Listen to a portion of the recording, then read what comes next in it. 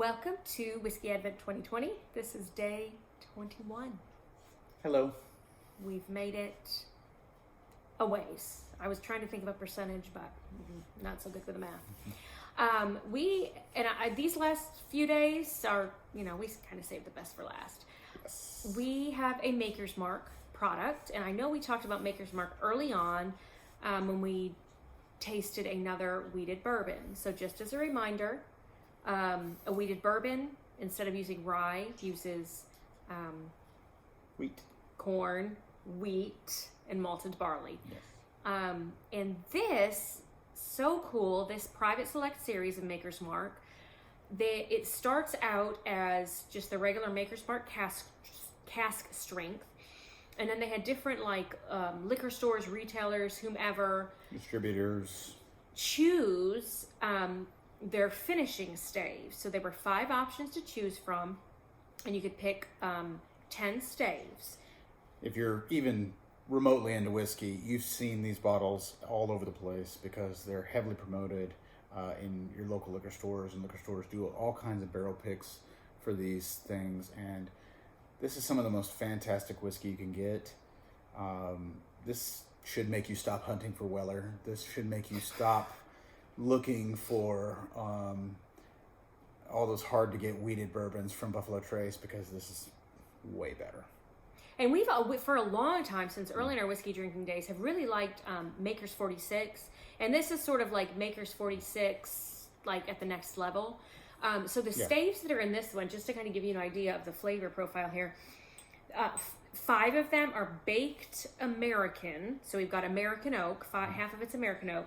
We've got 3 seared French cuvee and 2 roasted French mocha. So it's half American oak, half French oak. Mm-hmm. And the reason I love the Maker's 46 so much is because French they oak. do use the French oak. And the French oak does add a whole nother dimension to Maker's, which is already really good. So, when you get a bottle of this type of stuff that the liquor store owner could experiment with and do some different finishing, it just takes it to a whole nother level. Maker's 46 is the perfect gift bourbon for somebody that doesn't know if they like bourbon. First off, it's wheated, so it's not as harsh with the ryes. It's pretty available. Very, very affordable and available. And I think very delicious. I think it kicks Weller Special Reserve's ass every day of the week. The Antique is good from Weller, and then I haven't tried any of the other ones, because who has tried any other ones with them being so allocated and rare? I'm sure I will have them, and I'm sure they're delicious. But this and Buffalo Trace, solid product. Product, but stuff's good. It's just hard to come by. It's just hard to get, and it's just not worth the hunt. And so when people talk about wheated bourbons, and they think Pappy, and they think all the other stuff, I always come to Maker's Mark because it's available. And the issue with going for the Pappy is that even if you're a billionaire, it's hard to get. It's hard to get a hold of. So I think this stuff is better. So why not? This one ends up being 108.9 proof.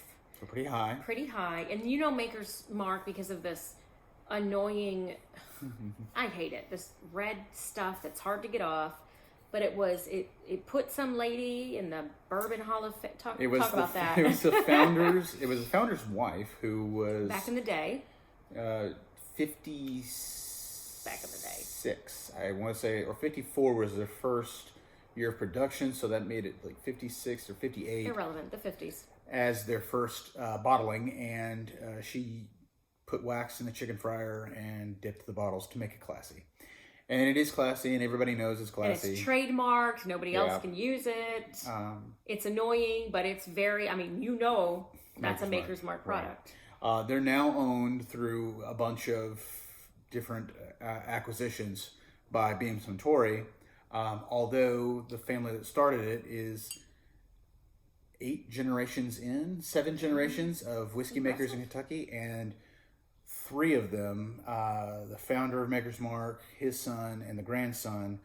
His grandson now runs the distillery, runs Maker's Mark. So it's still, still very family owned, small batch. And I feel like that's a lot Yeah. of, even though a lot of the whiskey companies are owned by, Beam Suntory or Diageo or one of those big companies, especially it's Scotch too. Yeah. They're still kind of run by the families. So, that's what makes this Not great. necessarily Maybe they bad. have more, marketing power with a bigger brand behind them. I love this stuff.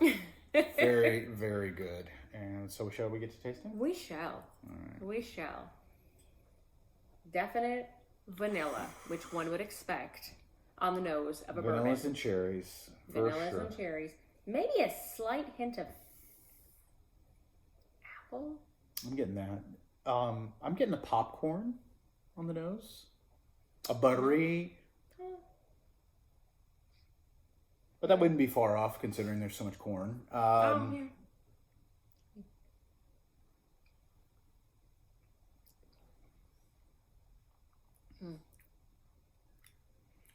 Chocolate, typical notes of cherries and vanilla and dried fruits, but just some chocolate.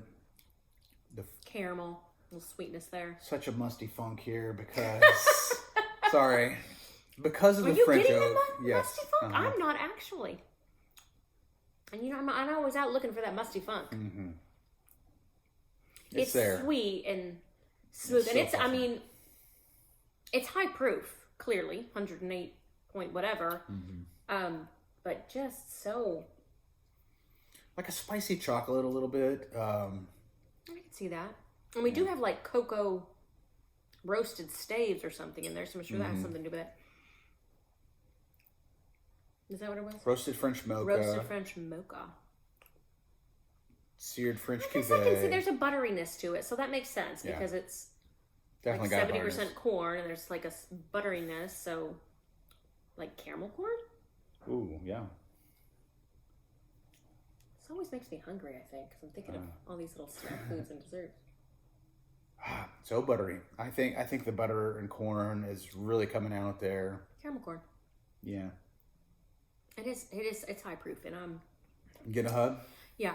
I mean, I feel like I don't normally say this, but I feel like I need a Glass of water. glass of water close by. This one's a bit hot. I like that about it, but it is a little hot. I don't get the hug so much, just more of the heat. Yeah, maybe that's it. Yeah. And the because all these bottles are just a little different, the proofs range anywhere from like I think 108 to 114. So I guess we're on the lower end of Yeah. the proof, and they're all aged from like 5 3/4 to 7 years.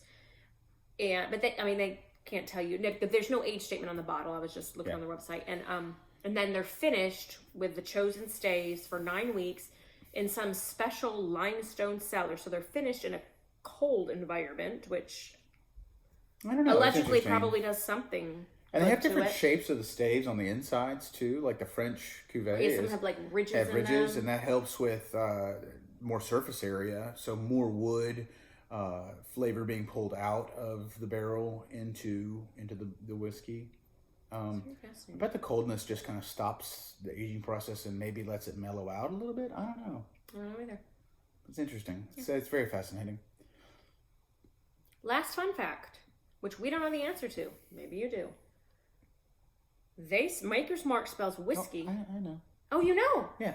You figured it out. Okay, so Maker's Mark Bill spells whiskey Samuels- without the E. Yeah. Bill Samuels Sr., the founder of Maker's Mark in the 50s, Okay.